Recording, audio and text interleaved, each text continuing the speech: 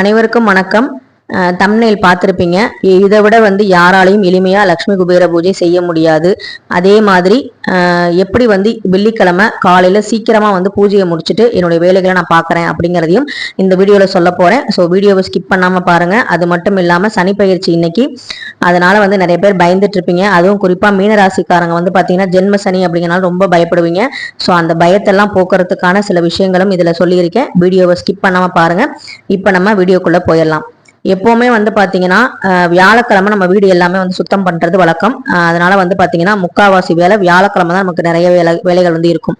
அன்னைக்கு பாத்தீங்கன்னா லஞ்ச் ரொம்ப சிம்பிளா எளிமையா பண்ணிக்கலாம். ஏன்னா நம்ம சமையல் கட்டுக்குள்ளேயே நம்ம முக்காவாசி நேரத்தை செலவிட்டோம்னா வீடு துடைக்கிறது, அப்புறம் பாத்ரூம் கழுவுறது, அப்புறம் பூஜை ரூம் சுத்தம் பண்றது, இந்த மாதிரி விஷயங்கள் ரொம்ப பொழுதுனைக்கும் நம்ம பண்ற மாதிரி இருக்கும். அதனால அப்ப பாத்தீங்கன்னா ரொம்ப எளிமையான ஒரு 1 pot ரைஸோ இல்ல கூட்டு மாதிரி செஞ்சு அதை நம்ம சாப்பிட்டு காயோட சேர்த்து சாதமும் பசங்க சாப்பிட்ற மாதிரி ஒரே விஷயமா நம்ம வச்சுக்கிட்டோம் அப்படின்னா நமக்கு எல்லாமே ஈஸியா இருக்கும். அதான் நான் நேற்று பாத்தீங்கன்னா சொரக்காய் தொக்கு பண்ணியிருந்தேன். அதே மாதிரி பூஜைக்கு பாத்தீங்கன்னா தேவையான பொருட்களை முத நாளே எடுத்து வைக்கிறது அப்படிங்கிறது நம்மளோட டைம் மேனேஜ்மெண்ட்டுக்கு ரொம்ப ரொம்ப முக்கியமா இருக்கும். அதுவும் இல்லாம நம்ம வியாழக்கிழமை லட்சுமி குபேர பூஜை செய்யறோம் அப்படிங்கும் போது நம்ம எல்லாமே ரெடி பண்ணி வச்சுக்கிட்டோம் அப்படின்னா சாயங்காலம் வியாழக்கிழமை லட்சுமி குபேர பூஜையும் பண்ணிடலாம். அடுத்த நாள் வெள்ளிக்கிழமை நம்ம சுக்கர ஹோரையிலையும் பாத்தீங்கன்னா மகாலட்சுமி தாயாருக்கும் சுக்கர பகவானுக்கும் வெள்ளிக்கிழமை பூஜையும் நம்ம செஞ்சு சிறப்பா நம்ம வீட்டுல 2 நாளுமே பாத்தீங்கன்னா ஒரு மகாலட்சுமியோட கடாட்சம் இருக்கிற மாதிரி நம்ம வச்சுக்க முடியும். லட்சுமி குபேர பூஜைக்கு நம்ம தேவையான பொருட்கள் என்னென்ன அப்படின்னு பார்த்தரலாம். முதல்ல லட்சுமி குபேர விளக்கு வேணும். அதுக்கப்புறம் அச்சதை வேணும்.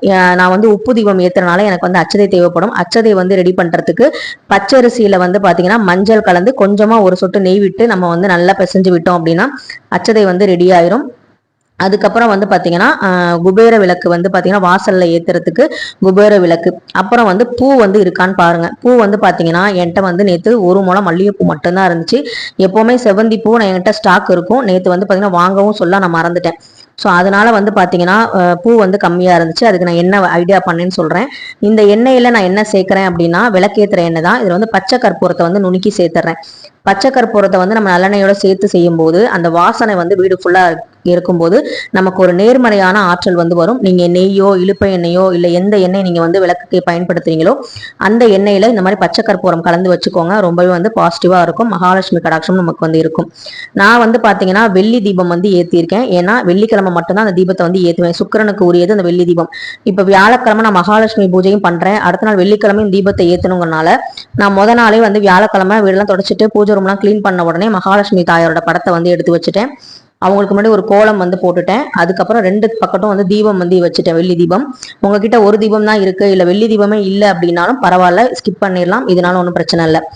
அதான் நான் சொல்றேன்ல, எளிமையா நம்ம பண்ணும்போது தான் அந்த பூஜை நமக்கு நிறைவாவே இருக்கும். நம்ம கிட்ட என்ன பொருள் இருக்கோ அதை வச்சு பண்ணுங்க. இந்த மாதிரி உப்பு தீபம் ஏத்துறதுங்கிறது மகாலட்சுமி தாயாருக்கு உரியது இல்லையா? அதனால பாத்தீங்கன்னா உப்பு ஒரு அகல்ல வச்சுட்டு அது மேல ஒரு அகல் வச்சு அதுல அச்சதை போடணும். அதுக்கப்புறமா தான் அந்த தீபத்தை இன்னொரு தீபத்தை வச்சு அதுல நெய் தீபம் ஏத்துவோம். நெய் இல்லைனாலும் நல்லெண்ணெய் ஏத்தலாம், ஒன்றும் தவறு கிடையாது. ஸோ இது மாதிரி பாத்தீங்கன்னா நம்ம எளிமையா பூஜை பண்றதுங்கிறது ரொம்ப ரொம்ப ஒரு சிறந்த நமக்கு ஒரு மன நிம்மதியை கொடுக்கும். இப்ப பாத்தீங்கன்னா என் பூஜை ரூம்ல எல்லாமே ரெடியா இருக்கு. இப்ப நான் வெள்ளிக்கிழமை பண்ணாலும் இதே தான் பண்ண போறேன். வியாழக்கிழமை சாயங்காலமும் நான் இதை தான் பண்ண போறேன். ஸோ அதனால பாத்தீங்கன்னா மகாலட்சுமி தாயார் படத்தை நல்லா சுத்தம் பண்ணிட்டு பன்னீரால தொடச்சிட்டு சந்தனம் குங்குமம்லாம் வச்சுட்டேன். இப்ப பூ பாத்தீங்கன்னா என்கிட்ட 1 முழம் தான் இருக்குன்னு சொன்னேன் இல்லையா? செவ்வந்தி பூ எப்பவுமே நான் வச்சிருப்பேன், ஆனா இல்ல. அதனால பாத்தீங்கன்னா அந்த 1 முழ பூல சின்ன சின்னதா கட் பண்ணி வச்சுக்கிட்டேன். ஸோ அதுதான் பாத்தீங்கன்னா எந்தெந்த படத்துக்கு போடுறேன் அப்படிங்கிறத காமிக்கிறேன். நம்ம என்ன பூஜை பண்ண போறோமோ அவங்களுக்கு முதல்ல நம்ம பூ இருக்கா அப்படிங்கிறத பாத்துக்கணும். மற்ற தெய்வங்களுக்கு நம்ம எப்படியும் வெள்ளிக்கிழமை எல்லா தெய்வங்களுக்கும் போடதான் போறோம். அதனால நம்ம இது இல்ல அது இல்லைங்கிறனால பூஜையை நிறுத்தாம என்ன இருக்கோ அதை வச்சு பூஜை பண்ணலாம் அப்படிங்கறதா என்னுடைய கருத்து. அதே மாதிரி வெள்ளிக்கிழமையில தான் காலையில 6 to 7 நிலைவாசல் பூஜை பண்ணணும். ஆனா வியாழக்கிழமை நம்ம மகாலட்சுமி தாயார் அழைச்சி குபேர லட்சுமி பூஜை பண்றோம். அப்ப அவங்களே மகாலட்சுமி தான் வரப்போறாங்க, நம்ம வியாழக்கிழமையை அழைச்சிடறோம். அதனால மா கோலம் நீங்க போட்டு வச்சுக்கிட்டீங்க அப்படின்னா உங்களுக்கு 1 வாரத்துக்கு அந்த கோலம் அழியாது. நீங்களா துணியை வச்சு அழைச்சா மட்டும்தான் அந்த கோலம் அழியும். அதனால வந்து நீங்க கோலம் போடுறது, வாசல்ல போடுறது உங்களுக்கு வந்து நேரத்தை வந்து மிச்சப்படுத்தி கொடுக்கும். அடுத்த நாள் வெள்ளிக்கிழமைக்கு வந்து நீங்க அழைச்சிட்டு திரும்ப போடணுங்கிற அவசியமே இருக்காது. அந்த கோலம் அப்படியே பளிச்சுன்னு இருக்கும். அதுலயும் அந்த அரிசி மாவுல மஞ்சள் கலந்து போடும்போது இன்னமும் வந்து பாத்தீங்கன்னா மங்களகரமா இருக்கும் வாசல்ல. அது கூடவே கொஞ்சம் பச்சை கற்பூரம் பன்னீர்லாம் கலந்து போட்டீங்கன்னா ரொம்ப மனமா இருக்கும். உள்ள என்ட்ரு ஆகும் போது நமக்கு வந்து ஒரு திருப்தியான விஷயமா இருக்கும். இப்ப நம்ம வியாழக்கிழமை என்ன பண்றோம், வீடெல்லாம் கிளீன் பண்ணி இந்த மாதிரி விஷயங்கள்லாம் பண்ணும்போது வெள்ளிக்கிழமை காலையில நமக்கு என்ன வேலை இருக்கும் அப்படின்னு பாத்தீங்கன்னா, பழைய பூக்கள், அதாவது லட்சுமி குபேர பூஜை பண்றோம் இல்லையா, அந்த பூக்கள்ல பழைய பூவெல்லாம் எடுத்துட்டு அதுக்கப்புறம் காலையில புதுசா வந்து பூ மட்டும்தான் வைப்போம். வேற எதுவுமே நமக்கு வேலையே இருக்காது. உருளியும் வந்து முத நாள் சாயங்காலமே வைக்கலாம், ஒன்றும் தவறு கிடையாது. அதே மாதிரி வெள்ளிக்கிழமை காலையில நீங்க திருஷ்டிக்காக எலுமிச்சம்பழத்தை மட்டும் கட் பண்ணி வாசல்ல நிலைவாசல்ல வச்சிடலாம். இப்ப பாருங்க என்கிட்ட இருக்கிற பூ வந்து இதான்.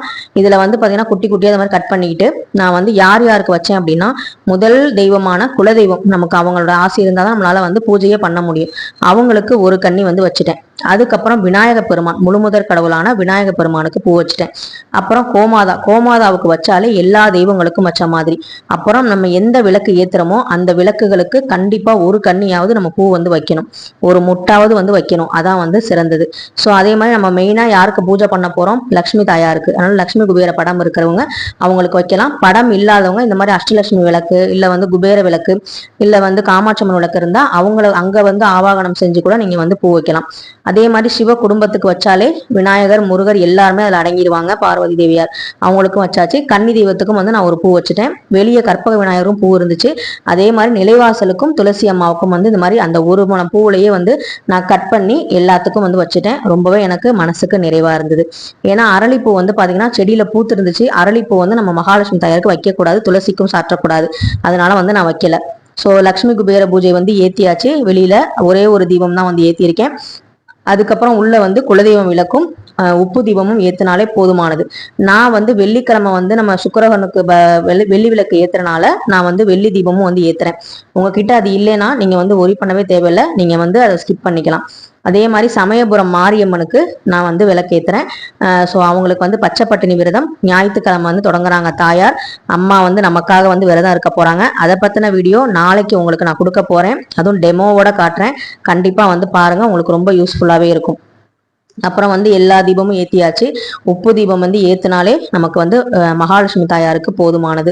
எனக்கு வந்து வெள்ளி தீபம் இருக்கிறனால நான் ஏத்துறேன். அதே மாதிரி சிவ குடும்பத்துக்கு நேரா வந்து அஷ்டலட்சுமி விளக்கும் வந்து ஏத்தியிருக்கேன். ஸோ ரொம்பவே சந்தோஷமா இந்த விளக்குகள்லாம் ஏத்திட்டு நெய்வேத்தியமா வந்து பாத்தீங்கன்னா நம்ம வீட்டுல என்ன பழம் இருக்கோ அந்த பழத்தை வந்து வைக்கலாம். அப்படி இல்லைன்னா பால் இருந்தா, பசும்பால் இருந்தா காய்ச்சி வைக்கலாம். அதுவும் இல்லை அப்படின்னா உலர் திராட்சைகள் இருந்தாலோ இல்ல வந்து டைமண்ட் கல்கண்டு இருந்தாலோ அதை வைக்கலாம். இது எல்லாமே மகாலட்சுமிக்கு உரியது. டைமண்ட் கல்கண்டு எப்பவுமே வந்து ஒரு டப்பால போட்டு வச்சுக்கோங்க. நம்ம பூஜைக்கு வந்து மெயினா வந்து பாத்தீங்கன்னா பூஜை அப்படிங்கிறதே வந்து பாத்தீங்கன்னா பூவும் ஜலமும் இருக்கிறதா. பஞ்ச பாத்திரத்துல தண்ணி இருக்கணும். மெயினா வந்து பூஜைக்கு ஒரு கன்னி பூவாவது இருக்கணும். அதே மாதிரி நெய்வேத்தியமா வந்து நம்ம கிட்ட நட்ஸ் இருக்கா, இல்ல வந்து உலர் திராட்சை இருக்கா, அதே மாதிரி வந்து பாத்தீங்கன்னா டைமண்ட் கல்கண்டு இதெல்லாம் வந்து ஒரு டப்பால ஸ்டோர் பண்ணி வச்சுக்கிட்டீங்கன்னா நம்மளால வந்து நெய்வேத்தியம் செய்ய முடியாத ஒரு சுச்சுவேஷன்ல, ஒரு எமர்ஜென்சி சுச்சுவேஷன்ல அந்த மாதிரி நம்ம எடுத்துக்கலாம். ஆனா நமக்கு நேரம் இருக்கு, நம்மளால செய்ய முடியும் அப்படிங்கும் போது லீவு நாட்கள்ல இருக்கும் போது நம்ம வந்து பாயாசமோ இல்ல வந்து ஏதோ ஒரு சர்க்கரை பொங்கலோ இந்த மாதிரி வச்சு நம்ம வந்து செய்யலாம். நமக்கு வந்து நேரத்தை பொறுத்து அந்த கடவுளுக்கும் தெரியும் இவங்களுக்கு வந்து இது செய்யறதே வந்து இப்ப முடியும், நமக்கு நல்லா இருக்கும்போது நல்லா செய்வாங்கன்னு அந்த இறைவனுக்கே வந்து தெரியும். அதனால வந்து ஒன்றும் கோச்சிக்க மாட்டாங்க. ஸோ இதுதான் வந்து பாத்தீங்கன்னா ரொம்ப ரொம்ப எளிமையான ஒரு லட்சுமி குபேர பூஜை நான் செய்யறது. அது மட்டும் இல்லாம சில்லறை அர்ச்சனை வந்து செய்வோம் இல்லையா, அந்த சில்லறை அர்ச்சனை வந்து நமக்கு எப்பவுமே அந்த சில்லறை நம்மள்ட்ட இருக்கும். இப்ப 108 காயின் வந்து ஒரே மாதிரி தான் இருக்கணும். ₹1 எடுத்தீங்கன்னா ₹1 108 காயினும் ஒரே மாதிரி தான் இருக்கணும். அதே மாதிரி ₹5 எடுத்தீங்கன்னா ₹5 தான் இருக்கணும். ₹1 ₹5 ₹2 அந்த மாதிரி கலந்து இருக்கக்கூடாது. அதை மட்டும் பார்த்துக்கோங்க. அதெல்லாம் வந்து நீங்க சேமிச்சு வைங்க. 108 காயின் செஞ்சதுக்கு அப்புறம் கூட நீங்க வந்து செய்ய ஆரம்பிக்கலாம். ஸோ நான்லாம் கொஞ்சம் கொஞ்சமா சேர்த்து வச்சுதான் வந்து பாத்தீங்கன்னா ஃபர்ஸ்ட் 21 காயின்ல பண்ணேன், அப்புறம் 51 காயின்ல பண்ணேன், அப்புறம் 108 காயின்ல பண்ணேன். இப்படி கொஞ்சம் கொஞ்சமா சேரதான் நான் வந்து பண்ணனே தவிர ஒரேடியா வந்து நான் 108 ₹5 காயின் வந்து சேர்க்கறதுக்கே எனக்கு வந்து பாத்தீங்கன்னா 2-3 மாசம் ஆச்சு. அந்த மாதிரி நீங்களும் உங்ககிட்ட 108 காயின் இருந்தா நீங்க வந்து செய்யலாம். அதே மாதிரி அச்சதையாலையும் வந்து பாத்தீங்கன்னா நம்ம வந்து அர்ச்சனை வந்து பண்ணலாம் மகாலட்சுமி தாயாருக்கு. அதனாலதான் வந்து அச்சதை வந்து ரெடி பண்ணி வச்சு விளக்குக்கு வந்து அச்சதையும் வந்து போட்டு வச்சேன். ஸோ இந்த மாதிரிதான் வந்து பாத்தீங்கன்னா எளிமையா நான் வந்து லட்சுமி குபேர பூஜை செய்யறேன்.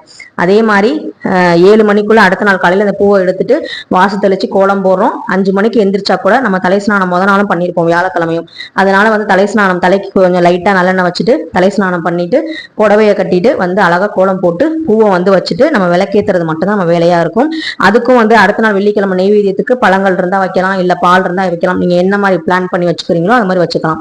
ஸோ இது மாதிரி வச்சுக்கிட்டீங்க அப்படின்னா காலையில டென்ஷன் இல்லாம அழகா வந்து லட்சுமி குபேர பூஜையை ரொம்ப சூப்பரா பண்ணிட்டு வியாழக்கிழமை அதே எனர்ஜியோட வெள்ளிக்கிழமை காலையில அந்த மகாலட்சுமி தாயாருக்கும் நாராயணனுக்கும் அப்புறம் வந்து குலதெய்வத்துக்கும் நம்மளுடைய குபேரருக்கும் சுக்கிர பகவானுக்கும் எல்லாத்துக்குமே வந்து நல்லபடியா நம்ம வந்து காலையில 7 மணிக்குள்ள பூஜையை வந்து பண்ணி முடிச்சிடலாம். அதே மாதிரி வந்து பாத்தீங்கன்னா சனி பெயர்ச்சி வருது இன்னைக்கு அப்படிங்கறனால சங்கடகர சதுர்த்தியும் சேர்ந்து வருது. மாலையில தான் வந்து சதுர்த்தி வந்து ஆரம்பிக்குது. நாளை 8 மணி வரைக்குமே இருக்கு. ஸோ இன்னைக்கு சாயங்காலமே வந்து சதுர்த்தின்னு சொல்லியிருக்காங்க. இந்த சனி பெயர்ச்சி வரனால மீனராசிக்காரங்க, இந்த 7.5 சனி உள்ள மேஷராசிக்காரங்க, அதே மாதிரி வந்து கண்ட சனி, அஷ்டமத்து சனி, அஷ்டாமத்து சனி இந்த மாதிரிலாம் சொல்றவங்கலாம் கொஞ்சம் பயப்படுவீங்க. அவங்கலாம் வந்து பயப்படவே தேவையில்லை. சனி பகவான் வந்து கெடுக்கிற கிரகம் கிடையாது, கொடுக்கிற கிரகம் தான். அதாவது நம்ம பண்ண விஷயங்களுக்கு கொஞ்சமா வந்து சில சங்கடங்களை அனுபவிச்சாலும் நம்ம வந்து அதை வந்து சரி பண்ணி கரெக்டா இருக்கும் பட்சத்துல அந்த சனி பகவானாலும் நமக்கு எந்த பிரச்சனையும் இருக்காது. இன்னைக்கு சாயங்காலம் நான் சங்கடகர சதுர்த்தியில எங்களுடைய ஜாதகத்தையும் வச்சு விநாயகர் பெருமானுக்கு நான் வந்து வச்சு வழிபாடு செஞ்சு உங்கள்கிட்ட வந்து காட்ட போறேன். நீங்களும் வந்து ஜாதகத்தை பூஜை ரூம்ல வச்சு இந்த கிரகங்கள் வந்து இந்த கட்டம் வந்து உங்களை தாண்டி எங்களை எதுவுமே பண்ணக்கூடாது, இந்த கிரகங்களால நாங்க வந்து பாதிப்படையாம நல்லபடியா நாங்க இருக்கணும்னு சொல்லி நல்லபடியா விநாயகத்தை வச்சு வேண்டிக்கோங்க. எல்லாமே நல்லபடியா நடக்கும். அப்படி உங்களுக்கு ஜாதகம் பார்க்கணும்னா நல்ல ஜோதிடரை பாருங்க. பார்த்துட்டு என்ன மாதிரி பரிகாரம் சொல்றாங்க அது உங்களுக்கு ஒத்து வருதான்னு பார்த்துட்டு நீங்க செஞ்சுக்கோங்க. கண்டிப்பா வந்து நீங்க ஆஞ்சநேயர் வழிபாடு, விநாயகர் வழிபாடு செய்யுங்க. எல்லாமே நல்லதாவே நடக்கும். வர ஞாயிற்றுக்கிழமை அம்பாள் வந்து சமயபுரம் மாரியம்மன் நமக்காக வந்து பச்சை பட்டணி விரதம் வந்து இருக்க போறாங்க. அதை பத்தின வீடியோ நாளைக்கு உங்களுக்கு வரும், கண்டிப்பா பாருங்க. அது மட்டும் இல்லாம போன வருடம் பூச்சொரிதல் விழாவுக்கு நான் சமயபுரம் மாரியம்மனுக்கு பண்ண பூஜைகள் எல்லாமே சமயபுரம் மாரியம்மன் அப்படிங்கிற பிளேலிஸ்ட்ல இருக்கும். கண்டிப்பா மிஸ் பண்ணாம பாருங்க. உங்களுக்கு சமயபுரம் மாரியம்மனை பிடிக்குமான்னு சொல்லுங்க.